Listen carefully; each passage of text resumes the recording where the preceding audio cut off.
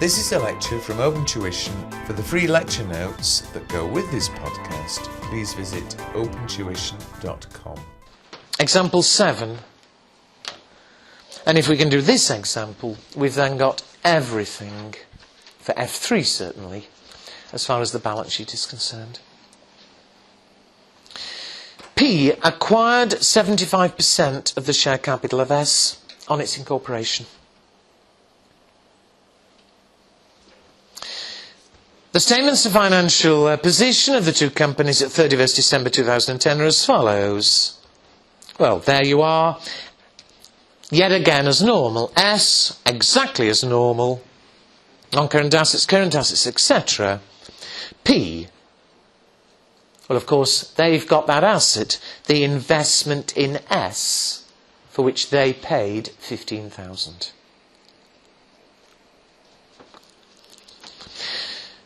We're doing the accounts at 2010, and it says at the bottom, during December, S had sold goods to P for 6,000. And S does sell to P at cost plus 25%. P's selling to S at a profit, and they've sold for 6,000.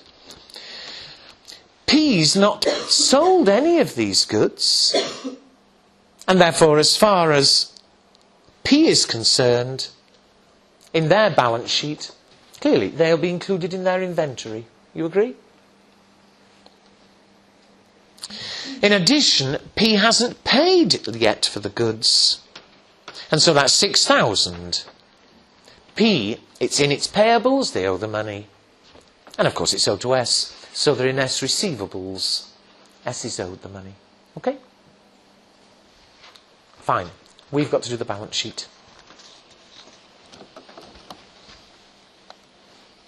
Let's have a go. Let's do our workings. Some of the workings here are terribly easy, but get in the habit. First of all, we need to check about goodwill. I'm sorry, it may be obvious, but get in the habit. You've already seen there can be problems. The reason here is pretty obvious. We acquired 75% of the share capital of S on incorporation. What was the consideration? How much did we pay for those 75%, please? 15,000. Everybody?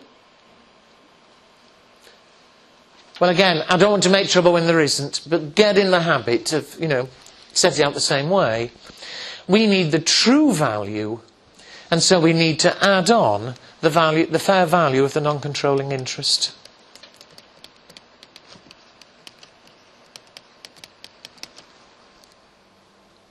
Well, I said in the exam you're given a figure. Here you're not, for one very good reason.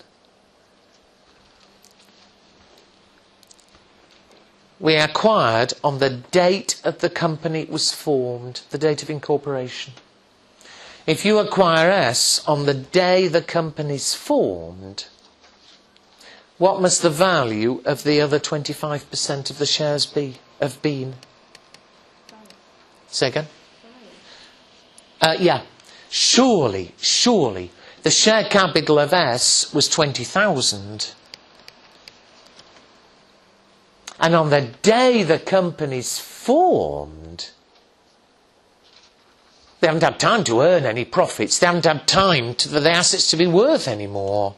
Surely, on the day it's formed, they must be worth 20,000. You are all clear what I mean? And of course, what was the value of the company? The balance sheet value. The balance sheet value was simply the share capital of 20. Again, there were no retained earnings, obviously. It was the day the company was formed.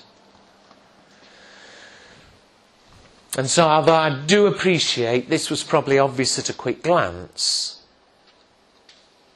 as I say, get into the habit. You saw before, it's not always that obvious, But the goodwill is 0. It must be 0 on the day of incorporation. Okay? What else do we need? We need retained earnings.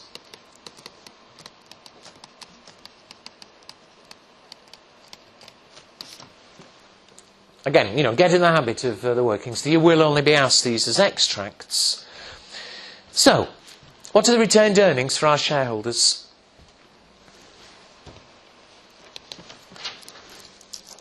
Well, let's start off as normal.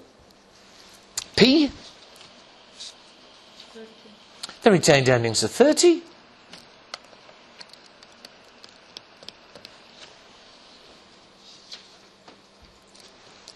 Why am I putting it there? I need space, I'm sorry. P is 30. S, it's our share, is it not, of post-acquisition earnings. So our share is 75%.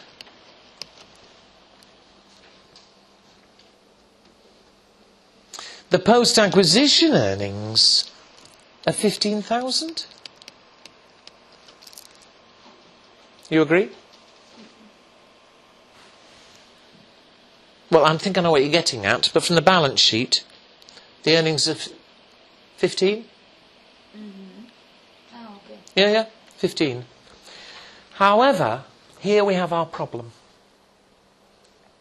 Normally, finish off the arithmetic add up, you would all agree? Yeah? The retained earnings. However, our problem, of course, is that in S's balance sheet, they're showing retained earnings of 15. That's all the profit they're recording. But during the year, S had sold goods to P at a profit. But those goods were still in inventory somewhere for the group. All right? Tell me, as a separate bit of workings, leave a space, but how much profit was S making on those goods that were sold to P?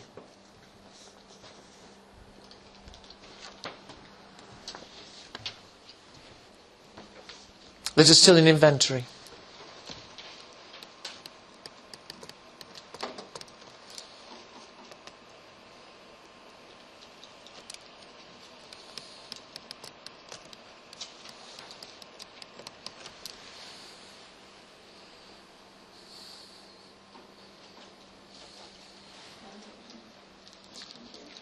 I think she's right about the last bit.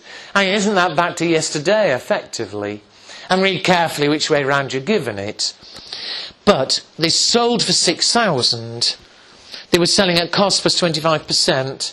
So I don't know, I probably don't need X's. But if the cost of them was X, the profit they were adding on was 25% of cost. The selling price, 1.25x. They sold it for 6,000. And therefore, the cost, X, must have been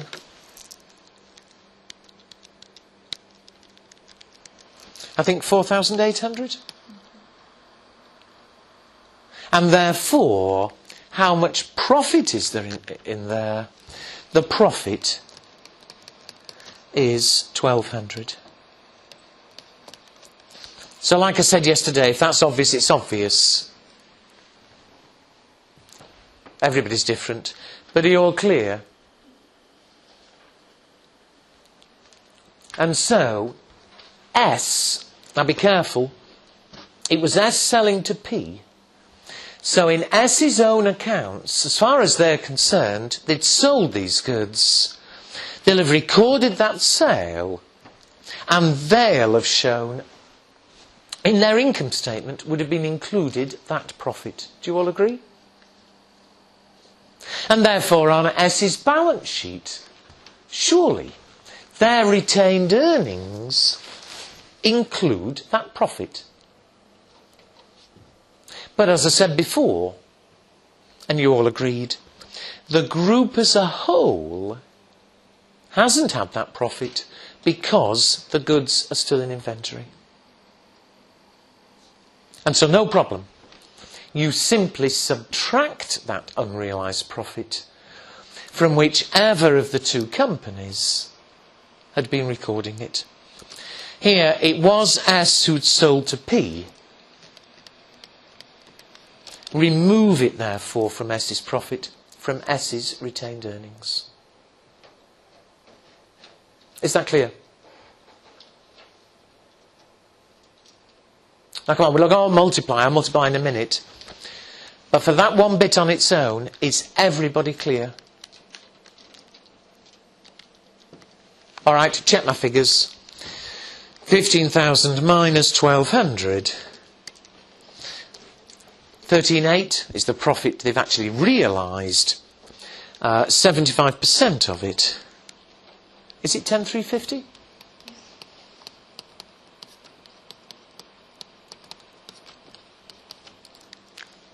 Now again, nobody's talking to me. Are you all clear what I've done there and why? Do read carefully, because I don't want to confuse the issue, but had it been the other way round, if P had been selling to S, it's P's retained earnings would have included the 1,200. Do you agree? In which case, you'd have subtracted it from P's earnings of 30. You always subtract it from whichever company had been selling the goods, whichever company had recorded the profit. Okay? All right, the third standard bit of working. So we've done goodwill, however trivial here. We've done retained earnings. But of course there's going to be a non-controlling interest.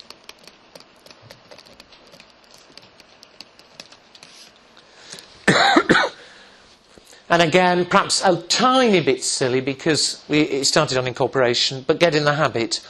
The non-controlling interest, it's always the fair value at the date of acquisition. Well, we did it earlier. What was the fair value at the date P was acquiring shares? Look back, was it 5,000? Because the company was formed on incorporation. Okay? However, it's now worth more. How much more? Well, it's their share of the retained earnings since acquisition. Well, the non-controlling interest share is 25%. The earnings since acquisition, well, they were non-pre-acquisition, so it's the whole 15,000? Yep. But again, because S had been recording this profit on things that are still in inventory somewhere, we take off the unrealised profit. P still has them in inventory. As far as the group's concerned, this profit hasn't actually been made.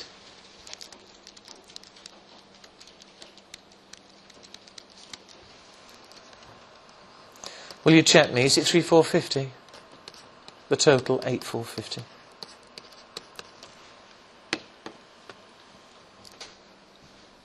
Okay? So it's an easy rule. Always do exactly as normal, but any unrealised profit in inventory, subtract from the retained earnings of whoever recorded it, whoever was selling the goods. All right? All right, now we can do our balance sheet. The remaining adjustments I think we can do in the balance sheet. I won't show separate workings. But the consolidated balance sheet.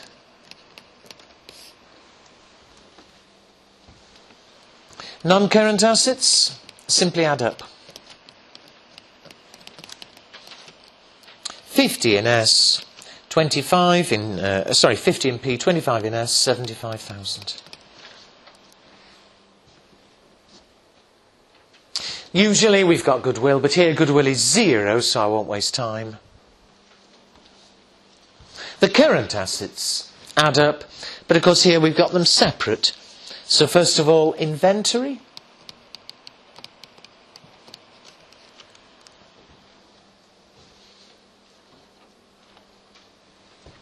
add up, 13 in P, 7 in S. But because P and S will both have valued inventory at cost to them, if there is any unrealised profit as there is here, we need to subtract it. How much was it? 1,200? P's valued at what they paid. The group, though, had paid 1,200 less because of that profit element. And so the value of inventory is it 18,800? Help.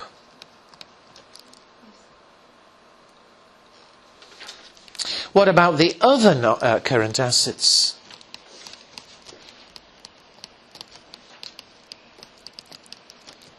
Well, again, a straight add up. It's 10 in P and 6 in S.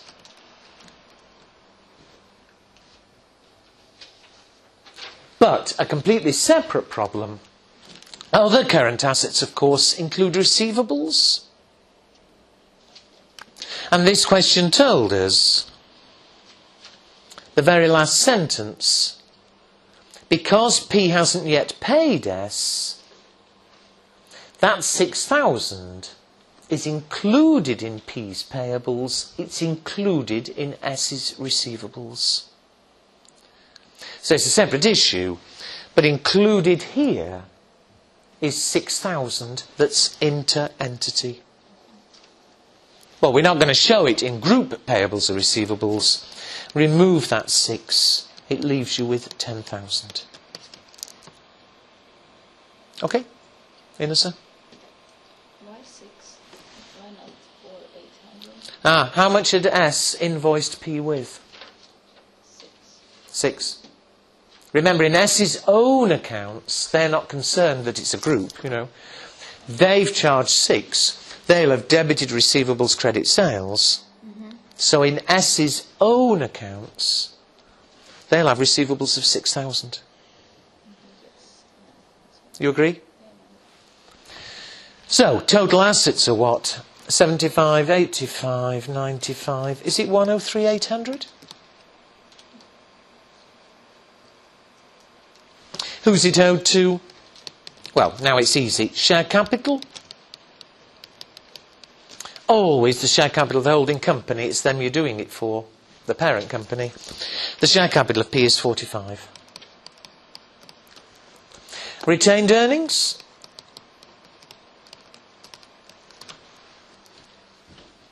How much belongs to shareholders in P? We've done our workings.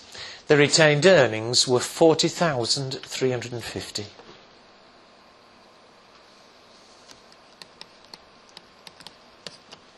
And so our shareholders are entitled to 85,350.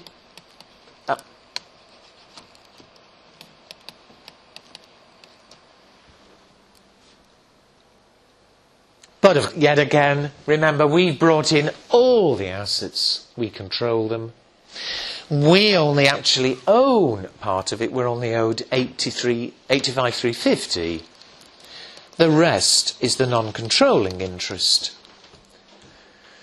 How much are they owed? Again, we've done our workings. 8,450.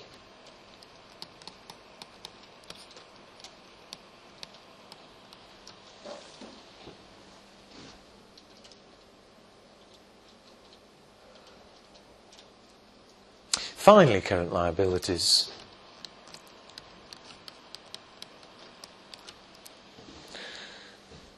As always, add up.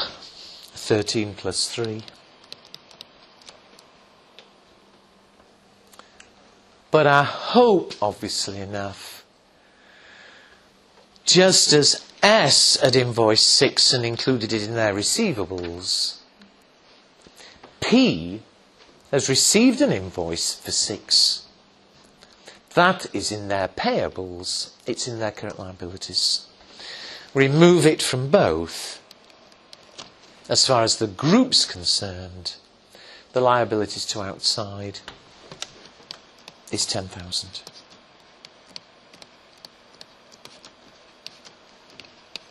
And there we are. Okay? And now we've got everything. So I appreciate 2 separate problems there. I hope the easy one is if there is amounts owing between the two, here the 6,000, simply remove it from total current assets, total current liabilities. Completely separately, if there's any intergroup trading where you've still got it in inventory, so it's only anything in inventory, but anything in inventory, work out the profit, here 1,200. That profit hasn't been made. Always reduce the inventory by that amount. Reduce the retained earnings of whichever company had taken the profit, whichever company was doing the selling. Okay? Everybody. But please, I shouldn't need to say, but do realise it's only if any's left in inventory. So, this question, even though P and S were owing each other 6,000, we needed the adjustment, assets and liabilities. But if it had all been sold, there wouldn't be any adjustment for the inventory. It's only if there's any left in inventory at the end of the year. Okay?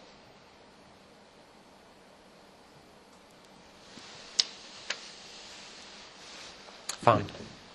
Well, as I said, we've now got everything for paper F3 for the consolidated balance sheet.